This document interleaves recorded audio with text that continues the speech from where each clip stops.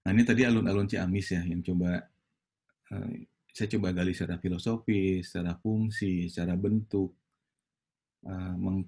mengkombinasikan existing, historis, bagian-bagian elemen-elemen historis, kebutuhan fungsi baru begitu, dan menghadirkan ikon-ikon baru. Juga yang agak radikal adalah awalnya di sini ada jalan raya.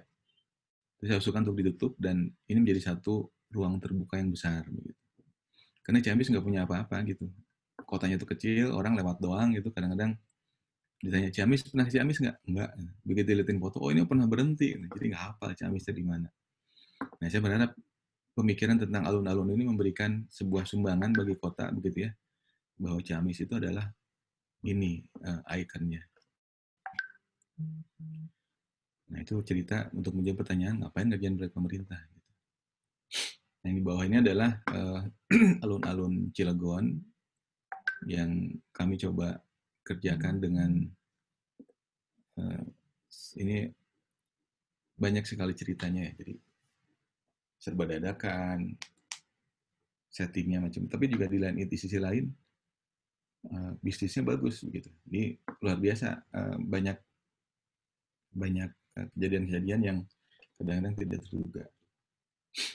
Nah, dijawab duluan ya. Emang proyek pemerintah gimana bisnisnya gitu? Apakah mau menguntungkan?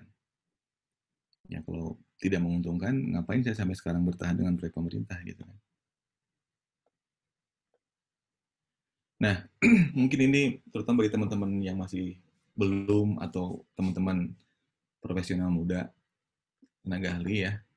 Ini mungkin ada sedikit diagram alur yang bisa kita lihat bagaimana kita bisa menjadi seorang uh, arsitek lanskap atau arsitek atau tenaga ahli profesional mengerjakan proyek pemerintah. Kan pertama dua hal ini udah punya lah ya, KTP sama ijazah. Nah, dengan modal KTP ijazah ini sebenarnya kita sudah bisa menjadi tenaga pendukung lah minimal gitu, dalam sebuah proyek. Nah, tenaga pendukung mengerjakan proyek itu bisa kita buatkan lah kurikulum vitae gitu. Kalau mungkin juga dibuatkan referensi kerja gitu. Dan buatlah NPWP karena ini menjadi bagian persyaratan penting. Nah, dengan modal ini, kalau tadi kan KTP ijazah hanya bisa menjadi tenaga pendukung. Tapi dengan modal KTP, ijazah, CV, referensi, dan NPWP, maka kita sudah bisa menjadi asisten tenaga ahli. Jadi mungkin ya kadang-kadang ada proyek yang mempersyaratkan asisten tenaga ahli ini ber-SKA, tapi juga ada yang tidak mempersyaratkan. Jadi ya carilah kesempatan itu. Asisten tenaga ahli, beberapa kali pengalaman pekerjaan, CV dilengkapi, referensi kerja dilengkapi. Nah ini mungkin harus sudah mulai mengurus SPT. SPT ini pajak tahunan ya, jadi melaporkan pajak kita. Nah, dengan modal ini, KTP, ijazah, CV, referensi, NPWP, dan SPT ini, kita asisten tenaga ahli bisa mulai mengajukan, membuat SKA. Ketika sudah membuat SKA, kalau SKA-nya masih muda, mungkin posisinya masih asisten tenaga ahli ya. Tapi nanti kelak bisa mengajukan atau mengurus proses SKA-nya sama dia, maka dia bisa menjadi tenaga ahli profesional. Nah, jadi dengan banyak pengalaman dan seterusnya, bisa jadi sampai ke tim leader, mengajukan lagi SK utama dan seterusnya begitu. Jadi memang ada tahapan-tahapannya dan itu adalah sesuatu yang natural. Nah, proses ini yang kita jaga, yang dilakukan urutan-urutnya di IALI salah satunya ya. Karena ada juga, bukan ada, mungkin ada beberapa lah asosiasi profesi yang saya sendiri pernah mendapat kiriman email.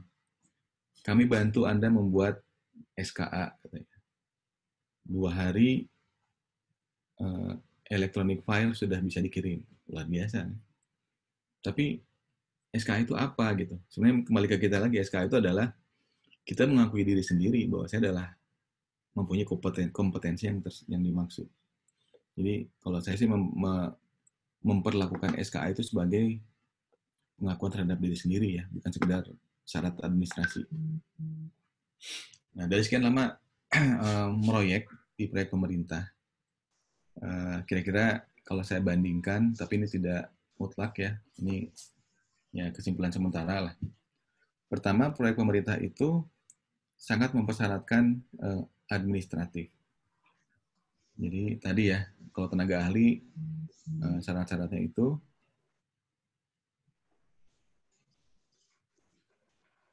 kemudian kalau swasta kebanyakan lebih ke portfolio aja, jarang yang bersyaratkan administratif yang terlalu jelimet gitu ya. Kemudian kedua, proses pengadaan. Kalau proyek pemerintah itu standar, ada aturannya dari mulai undang-undang, peraturan pemerintah, sampai peraturan menteri. Jadi kita harus mengikuti, bukan kita, pemerintah yang menyediakan proyeknya sebagai pemilik proyek mengikuti aturan yang berlaku. Sedangkan proyek swasta, proses pengadaannya tergantung masing-masing perusahaan ya. Berikutnya, proses penganggaran. Kalau di pemerintah itu proses penyusunan anggarannya relatif rigid ya. Jadi melalui musrenbang, pengajuan dari daerah sampai ke pusat, nanti disetujui, ada proses approval dari legislatif. Kalau udah disetujui, maka muncul anggaran. Kalau swasta mungkin relatif lebih fleksibel ya, karena kan berhenti di perusahaan tersebut.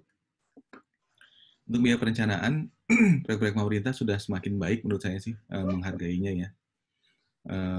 Dan nilai akan mereka juga punya referensi nilai perencanaan yang baku begitu. Sementara kalau swasta murni lebih ke nego menurut saya. Gitu. Kemudian pembayaran proyek pemerintah itu selambat-lambatnya sebelum berakhir tahun anggaran harus dibayar.